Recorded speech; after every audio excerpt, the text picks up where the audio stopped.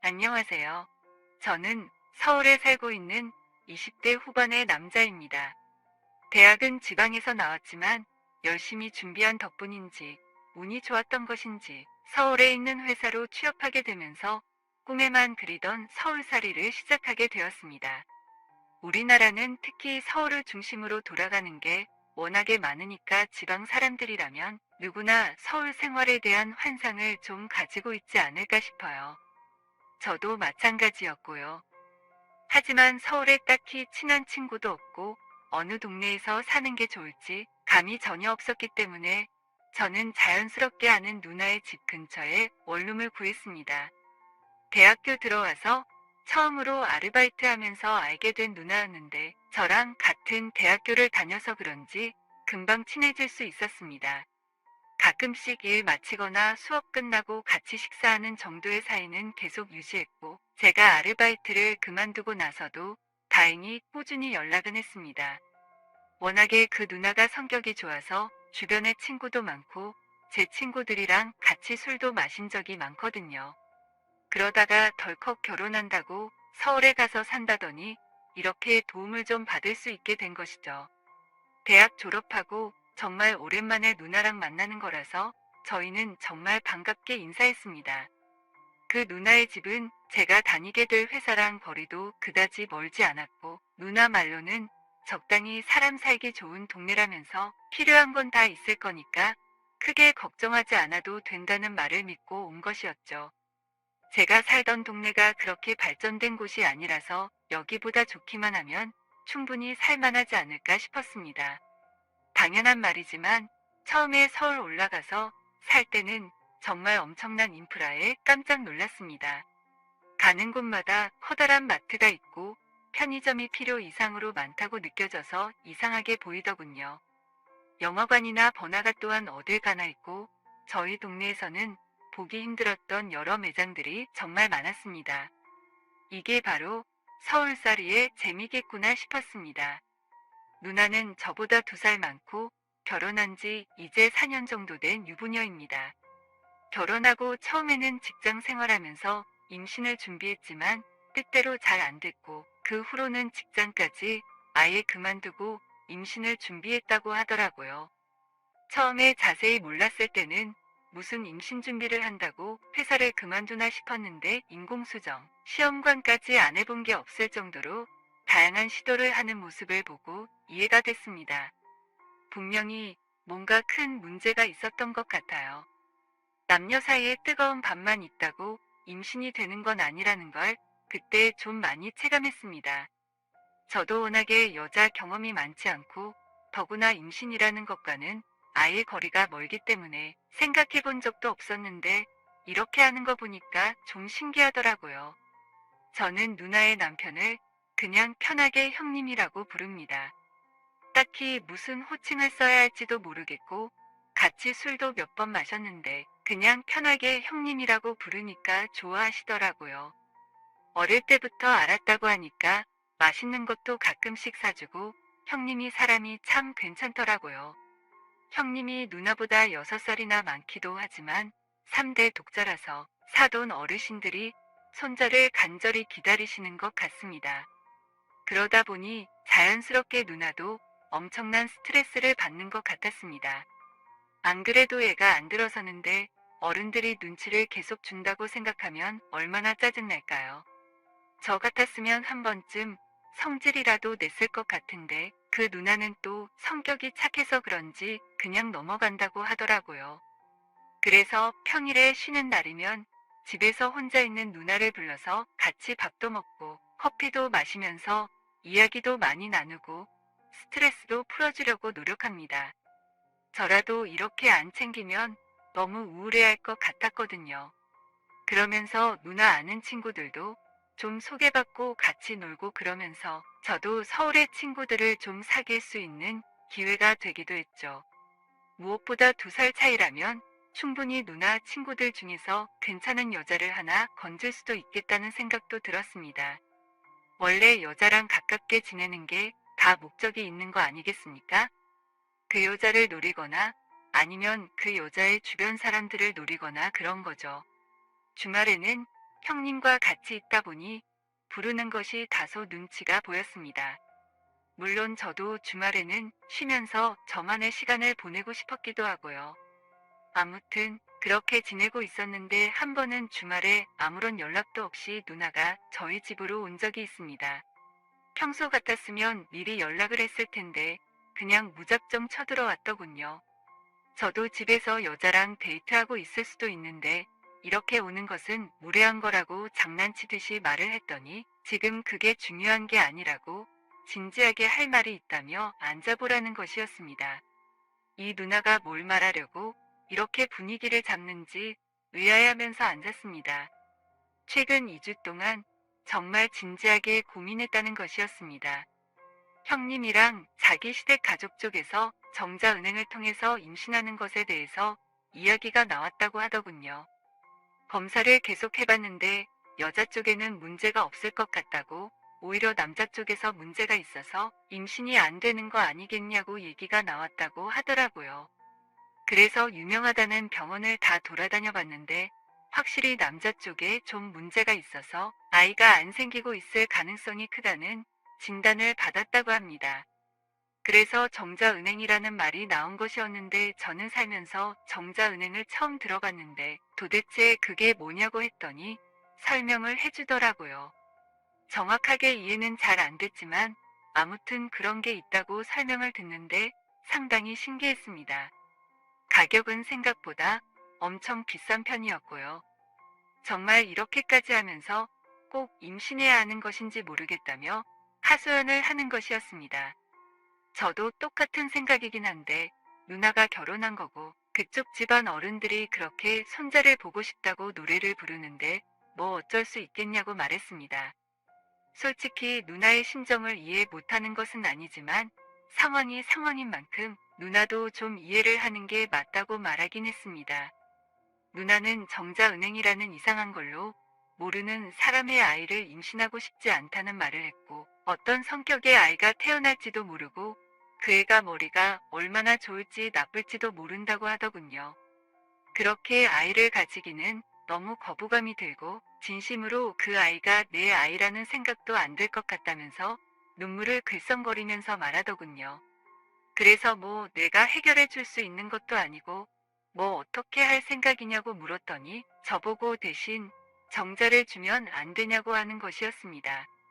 아무리 오래 전부터 알고 지낸 사이라고 하긴 하지만 제가 누나에게 씨를 뿌리는 건 좀 말이 안 된다고 생각했습니다. 정자를 준다는 게 손에서 손으로 건네는 것도 아니고 그림이 좀 이상하잖아요. 우리가 알고 지낸 세월이 지금 몇 년인데 어떻게 그럴 수 있겠냐고 말했습니다. 하지만 누나는 방법이 없다고 하더라고요. 너는 머리도 좋은 편이고 키도 큰 편이고 생긴 것도 준수해서 믿을 수 있다며 아예 누군지도 모르는 사람의 씨를 받아서 아이를 가지고 싶지 않다고 말하더군요.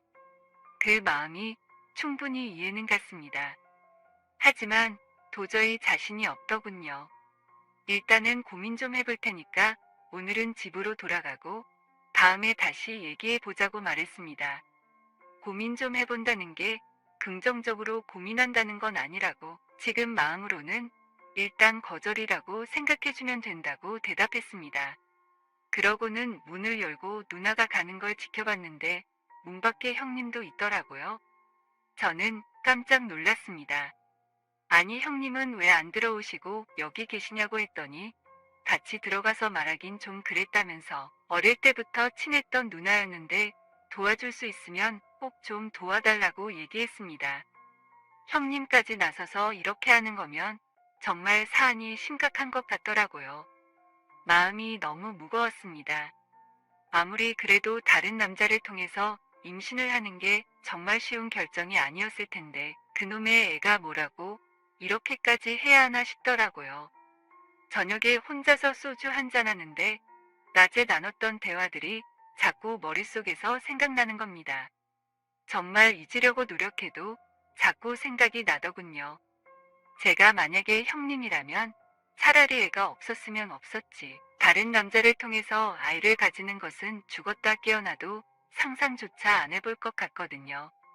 저렇게까지 나오는 걸 보면 얼마나 두 사람의 입장이 난처할까 싶기도 했습니다. 결국 이틀 뒤에 그 누나네 집으로 찾아갔습니다. 계속 머릿속에 맴돌아 미칠 것 같아서 단판을 지으려고 왔다고 했습니다. 그래서 어떻게 하길 원하는 거냐고 물어보았더니 누나의 요구사항은 간단한 것이었습니다.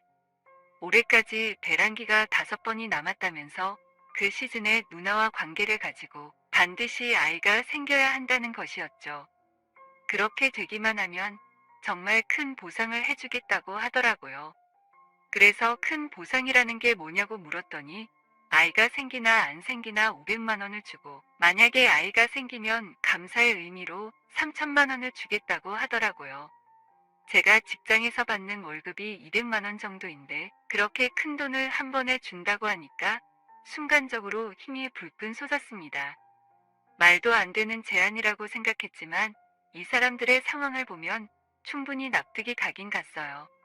처음부터 이런 얘기를 해줬으면 고민도 안 하고 바로 했을 것 같은데 이제서야 말하는 걸 보니 가격을 좀 후려친 게 아닌가 의심이 들기도 했지만 어쨌든 돈을 준다고 하니까 한층 더 좋았습니다.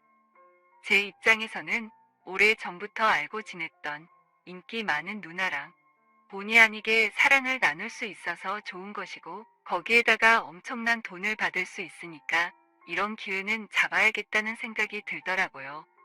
근데 꼭 직접 하는 방법밖에 없냐고 묻자 합법적으로 그렇다고 하는 것이었습니다.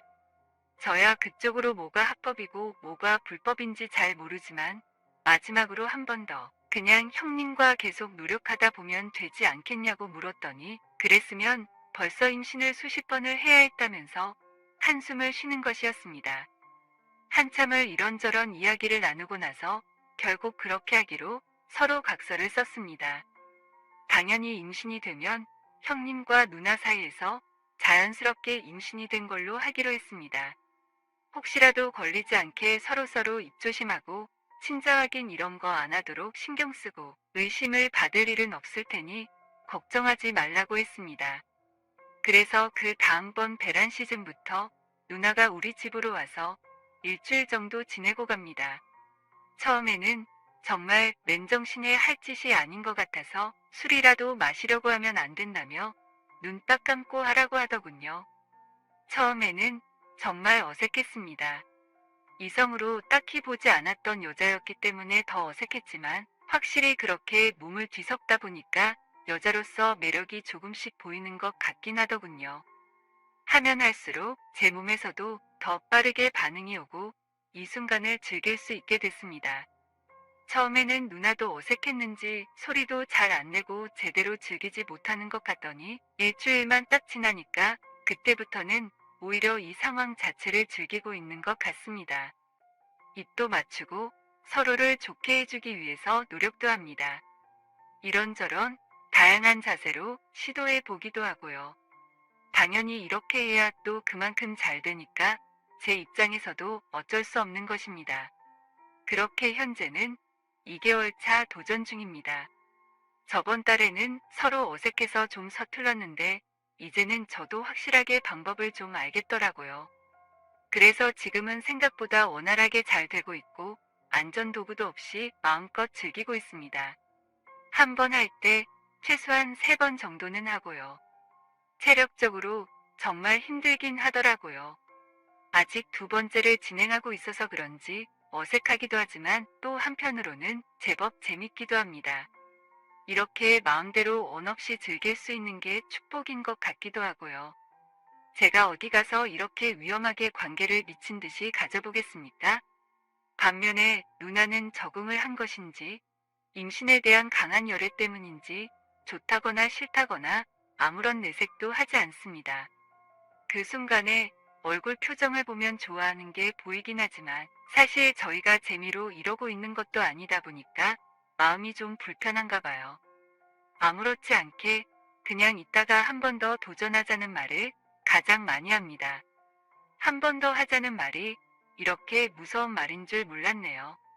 이제는 제가 누나의 남편인 건지 형님이 누나의 남편인 건지 헷갈립니다. 남편도 아니고 불륜남도 아닌데 누나는 우리 집에 와서 일주일씩 살다 가고 처음에는 세면도구부터 속옷까지 다 싸서 다니더니 이제는 제 집에 작은 옷장을 사서 넣어두고 다닙니다. 누구나 시간이 지나고 적응하면서 편한 것을 찾아간다지만 정말 이렇게까지 될 줄은 몰랐습니다. 정식으로 부부는 아니지만 마치 부부인 것처럼 착각을 해서 하게 되는 그런 거 말이죠. 최근 들어서는 누나 집도 넓고 비는 방도 있는데 그냥 들어와서 같이 사는 것이 어떠냐고 제안을 하기도 했습니다. 처음에는 아무 생각 없이 생활비도 줄이고 좋겠다고 생각했는데 옆방이나 거실에 형님이 있는데 누나랑 그래야 한다는 것이 너무 부담스럽고 생각만 해도 끔찍하더군요. 마치 카메라와 스태프에 둘러싸여 촬영을 하는 일본의 어떤 배우들이 생각나서 몸에 소름이 돋았습니다. 그래서 그건 좀 아닌 것 같다고 거절했는데 누나가 왔다 갔다 하기 귀찮다면서 자꾸 들어와서 같이 살자고 이야기합니다. 그럼 이제 나랑 그만하면 되지 않냐고 물었더니 몇 번이나 했다고 벌써 그러냐며 그건 안 된다고 합니다. 게다가 이 일이 끝나기 전까지는 아무래도 여자친구를 만드는 것도 무리일 것 같고 이런 제 상황을 이해해줄 여자 없을 것이 당연하지만 혹시 여자친구가 이해해준다고 해도 성병 같은 문제가 신경 쓰인다며 누나가 절대 안 된다고 합니다. 내가 누나의 두 번째 남편이 된 것도 아닌데 너무한 거 아니냐고 했더니 나중에 끝나고 나면 섭섭치 않게 돈을 주지 않느냐고 조금만 참으라고 하더라고요.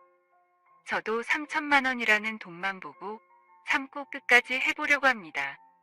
이번 일이 잘 끝나기만 하면 이참에 괜찮은 자동차나 한 대 뽑고 싶네요. 얼른 이 시간들이 다 끝났으면 좋겠습니다. 하는 그 순간에는 좋긴 하지만 이게 그렇게 마냥 기분 좋게 하는 게 아니라서 마음이 좀 불편하거든요. 오늘 준비한 사연은 여기까지입니다. 이야기 재밌게 들으셨다면 좋아요 한 번씩 부탁드리고요. 오늘도 좋은 하루 되세요.